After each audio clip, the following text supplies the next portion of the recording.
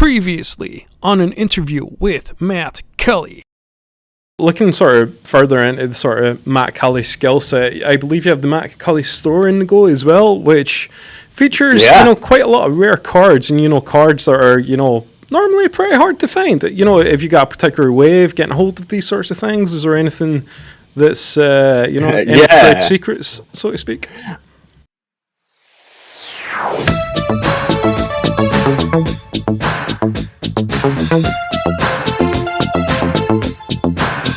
Well, no, luck. Literally, it was luck. So when I was starting the channel out and everything, because I decided to take a step back from like certain jobs I was doing, and I just wanted to be happy. I didn't care as long as food was being put on the table and there's a roof over my head. I just wanted to be happy. So I took a job working at a one-stop, going from like a sales distribution manager role to then right down and then going for something that really was just about making enough money to get by, but I was happy. Right, started the channel, I was working at shop one stop. I left. The girl that replaced me, it turned out her dad used to work for Pokemon. Wow. And then he didn't want his collection anymore, so he wanted to sell it. So I was in there once buying a booster pack. She said, "Oh, you like Pokemon?" I was like, "Yeah." And she went, "Oh, my dad doesn't want his collection anymore. You're interested?" It was literally a conversation, like just buying a booster pack got me onto that, which got me onto launching the store because I needed a platform to sell his cards on. And yeah, it's gone from there. We're now buying sealed stuff because we're a limited company. There's now 3 of us that run the company as well. So, and it's just growing from strength to strength.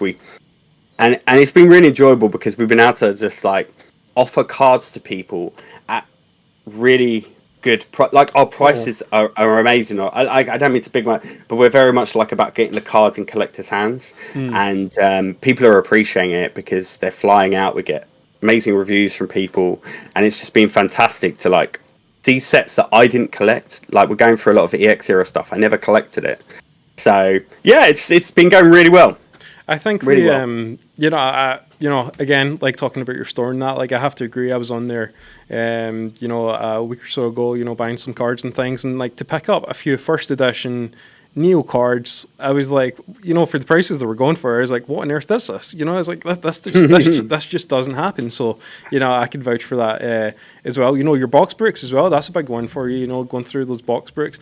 How's that experience for you? Do you quite enjoy, offering, those sorts of box bricks? I think your last one was a Cosmic Eclipse, if I believe that's correct. So, right, yeah. You're managing to get boxes that are, not necessarily easily available if you go to, a store or, even if you're looking online, they might not be easy to come across. So, how's that sort of experience for you, finding and also, then being able to sell on those sorts of rare products?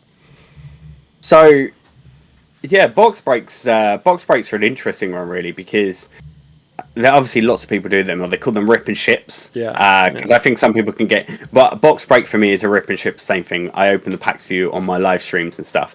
And that's been great because for me, it's been a way to engage with the community more and not really been a way about making profit. Now, of course, I will make a little bit of money on them, but honestly, it's like minimal, right? It's more for me about getting products that I can then offer to my community and open with my community. It's such a great way to engage with everyone. Now, when it comes to actually finding the product, because we have trade accounts and stuff, when it comes to modern releases, we obviously buy them in a trade and then do the packs from there. But everything else, there's a question of just asking the right people at the right time. Cosmic Eclipse, I was so lucky to get that for the price I did, to be able to offer it at what's a really competitive price. Like, you think the booster packs are going for nearly 15 quid. Yeah. I managed to do them for £11 because I'm not wanting to ever make people pay too much. Like, I know you'll see some people do box breaks and they'll charge a premium because they're opening it. No, it's more about you guys are helping me able to open something cool on the channel. Like without you guys buying the packs, I would never have opened that Cosmic Eclipse, or not for a long time, because I can't afford to go and drop 300 odd quid on a booster box and just open it for the fun of it. I got bills to pay, right? I got other content to do as well. I got to pay for other stuff. So you guys buying the packs allows me to do that content, and it's a way of supporting what I do. And some people can be quite against box breaks, but I think I can see it. But when people are overcharging, that's when I can see Okay, that's not ideal. Why are you charging so much? But that's because some people will just buy the booster box on eBay. They won't potentially get a good deal. They want to make their money back plus a bit of profit, so they have to charge at a certain price. That's why I never buy the boxes from eBay, because they're too expensive. I'd have to charge you too much for a pack. It doesn't sit right with me. So I only I'll only buy older stuff if I can get the right deal from the right person. Speaking about that sort of older stuff, then obviously, going back to, there's sets at this point that I feel that in my lifetime are just completely out of it. It's not going to happen. At this point, the ship has sailed for me if I want to open a first edition base booster box. Not going to happen. So for you, is there any sort of of those sets or anything, a bit further back that you would love to do in a sort of box break scenario? But at the same time, it's kind of weighing up, is this going to be possible, not just for yourself, but obviously for people that would then, look to take part in these sorts of things? It's a good point, because actually when I do buy product, it's something I always put past my Discord actually and my community over there, because I'd never want to buy something in that, one, people aren't interested in, two, they're not going to be able to afford to buy. I don't want to, neglect my community as such. As much as it would be, don't get me wrong, at some point down the line, I'd love to open more vintage content, but I'd love to do it in a way where I'm earning enough money that I could do it as a free box break. That'd be incredible. I'd love to do that sort of stuff. If I could open anything, I'd really like to go back and do like EX Team Rocket Returns. I'd very much like to do like Skyridge as well. That would be awesome. That really, really would be. Of course, I'd love to do a base set booster box one day, but actually, that's probably not my priority one. Skyridge is a beautiful set. It's absolutely awesome. And also with the Crystal Charizard in there, it'd be very nice to do that one for sure. So there's a lot of boxes out there I'd like to do, and like I say, one day I have goals and aspirations to open those type of boxes here on the channel, but it's got to sit right, cost right, and absolutely. If I can do it as a box break and people can afford it, then I would love to, but it's a way off probably. I mean, sets like Skyridge, I mean, they've skyrocketed as of recent, the prices of them going astronomical over the past couple of years. For me, base set wasn't necessarily my favorite. I loved the original Team Rocket series. That was one that I really liked, so it was those sorts of cards. I remember picking those up. I remember picking up base set as well, and Jungle as well was actually my favorite. Yeah, I loved the Jungle set. No, definitely Jungle was good fun. Afterwards as well, and actually like the Gym Heroes and Gym Challenge sets as well, really, really cool. They would be great fun to open. Actually, it's nice that we're going to be seeing was it the Rocket Zapdos we're going to be seeing in celebrations actually, and that looks stunning. So no, definitely there's some incredible sets to do. The thing is, what's difficult about doing a box break, especially on older product, is quite often the value. There seems to be like free markets when it comes to product. And I don't mean to potentially teach anyone here to suck eggs, but you've got sealed booster boxes, sealed booster packs, cards. So there's free markets to when you're buying a product. The problem is, right, when you buy a sealed booster box, it's actually, especially if you buy on eBay, that box is worth more than the booster packs that are inside it, which in turn are worth more than the cards that come out of it. So it's very hard to justify sometimes pricing the booster packs at a certain price to cover the box, because actually the booster packs aren't worth as much as the box is worth. So you have to get the box cheap to be able to sell the packs at market value, because otherwise you're inflating the price to cover your cost of the booster box. That's what makes doing box breaks hard, especially on older stuff.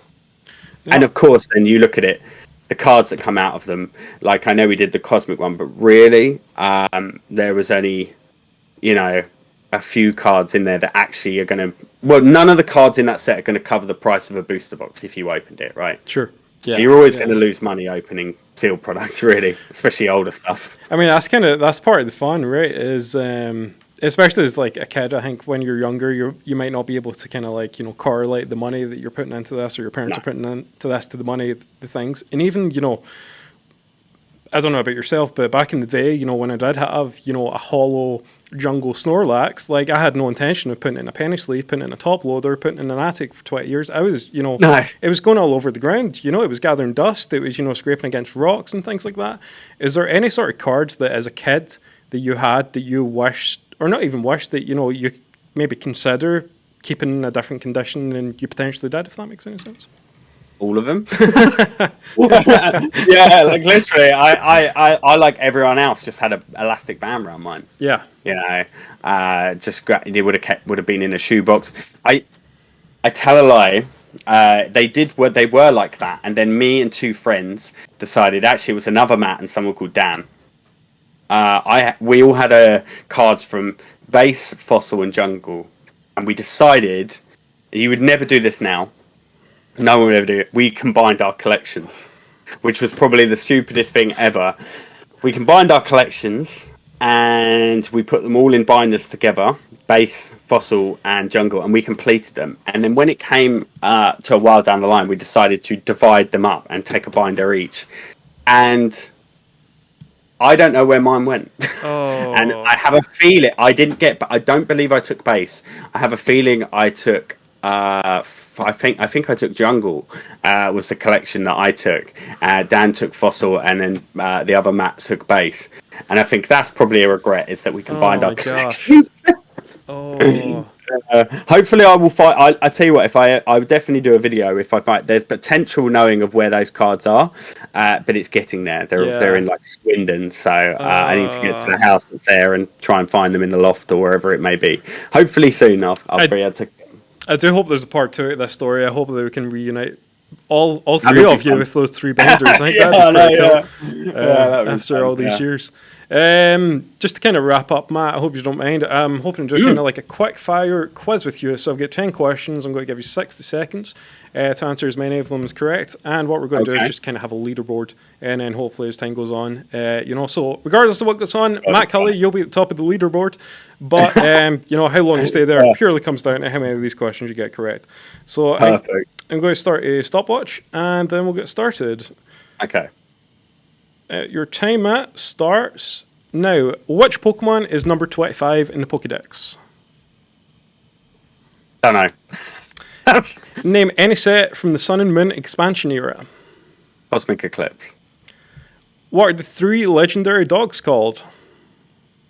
Seshwani, Entei, Reiku. But no, Sequin, but yeah. Seshwani! Yeah. I had to ask. How many Pokemon have been released so far? Oh, 800 and something. I can't remember the exact number. Very close. What level is Brock's Onix in red and blue? 12. Who's taller, Bulbasaur or Treecko? Treecko. What set came after Fates Collide? Breakpoint? How many cards are in the English Team Rocket set? It's really small. What's it? 7. Can I cheat? Look at my card. Where's my Dark Charizard gone? I can't remember. Is it 81? I'm going to say actually. Let's go for 81. Okay, I also give you an extra 15 seconds there. However, that's probably his thing. We also have a bonus question. So this is separate from the quiz. I'm going to show you one card. All I need from you, sir, is the set the card is from. Are you ready? Mm-hmm. So we have a Shrifty Hollow. Yeah, the Shriftree. That is from... Isn't it from Breakthrough? Wait, hang on. It's the dual thing, isn't it? Is that Steam Siege? It is indeed. It is Steam Siege. Yeah. So, out of interest, how do you think you've done here? I don't know. 2. I think you've done all right. First question: which Pokemon is number 25? It was actually Pikachu. I was trying to give you a clue with the T-shirt here, but maybe just not subtle enough. Name any set in Sun and Moon expansion. You got Cosmic Eclipse. Number 3. What are the 3 legendary dogs? I just had to get that in there. I was a little bird that kind of told me, so include that. How many Pokemon have been released so far? To be fair, you did say 800 or so. The answer was 898, but that does not include 2 new forms that are from the upcoming games. Number 5, what level is Brock's Onyx? It was actually 14. You went for 12, I believe. So you were close there. You were very close. Who's taller, Bulbasaur? Sorry? Yeah, sorry. Just going back, you said about how many cards or how many Pokemon there are. Yes. I've been talking to Birdkeeper's Hobie lately, and he keeps talking about how the next generation, like when they do the next gen, it's going to be massive because it can be over 1,000 Pokemon at that point, isn't it? So it's yeah, like quite a big. That's why I knew it was in the 800 range. I was like, oh, what exactly is it? Yeah, but yeah. To be fair, sorry, all of these I had to kind of look up myself, so I can't sit here and profess to be any sort of Pokemon professor or anything like that. There, I did try to make them as hard as possible. Which set comes after Fates Collide? The answer was Steam Siege. I think you said Breakpoint, if I remember correctly. Yes. How many cards are in the English Team Rocket set? For whatever reason, I haven't actually wrote down this answer, so I'm actually going to have to Google it just now, if that's okay, find out. In the meantime, we'll go over question 9. So there was 2 questions we never got to, actually. The first one would have been, what artist designed the base set Charizard? Would you have known that? Yeah, it's Harita. Yes, correct. Yeah. And the final one would have been, how much did Logic pay for PSA First Edition, PSA 10 First Edition Charizard? I was going to give you roughly about 1,000 leeway either side, because there's a couple of minor dollars in there. Yeah, I actually remember this as well when he did it. It was first edition base. It was more than Logan Paul paid because he bought it after Logan Paul. Was it 240 something $1,000 or something? Am I right? Or very close. It was $220,574. So you were pretty close there. Right. Going back to Team Rocket, you were also 3 away. The English set, I believe, has 83 cards. You said 81, so you were very close with that. One of them is the secret rare Raichu, isn't it? Yes. Which is at the back. I wonder if that also includes the pre-release Gyarados in there to make it 83. Oh, it could well do. I need to see a card. I need a dark card. Have you got a rocket card to hand? I don't, unfortunately, no. No, okay. Interesting. Okay. I'll put a little caption up in the corner, just kind of updating. Yeah, put a card in there, just to see that's it. Yeah. No, cool. No, they were good actually. I'm happy actually with being that close with a lot of those. Was I right with Treecko? Is it taller than Bulbasaur? Yes. So Treecko. Oh, actually no. Bulbasaur's taller.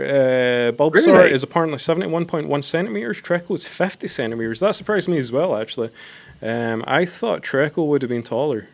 Is it because did they measure Treecko? Maybe the on Bulbasaur. That seems crazy. I mean, that's kind of cheating, right? Yeah. There you go. Dodgy question. I did try to make them as ominous as possible. Yeah. It seems to have worked out, which is very well. Exactly. No, it's good. Matt, you have scored 1 for the Sun and Moon answer. You scored another for Legendary Dogs. And I think that's maybe about it. Is that right? Yes. Do I get one for guessing that I got 2 right as well? Yeah. Oh, of course, and also the bonus point. So we'll put you on. I'm happy with that. Yeah. Yeah, I know. If someone watches this, Graded Growlithe will be happy I got that right. He master set Steam Siege, like the only person in the world to do so. Gosh. Well, you know what? It's kind of paying off because for a set that no one wants at the time, all of a sudden, it's kind of getting up there a little bit. It's getting a little more popularity. Happens with all older sets. As soon as they go out of print and you can't get hold of it anymore, everyone wants it, don't they? Oh, 100%.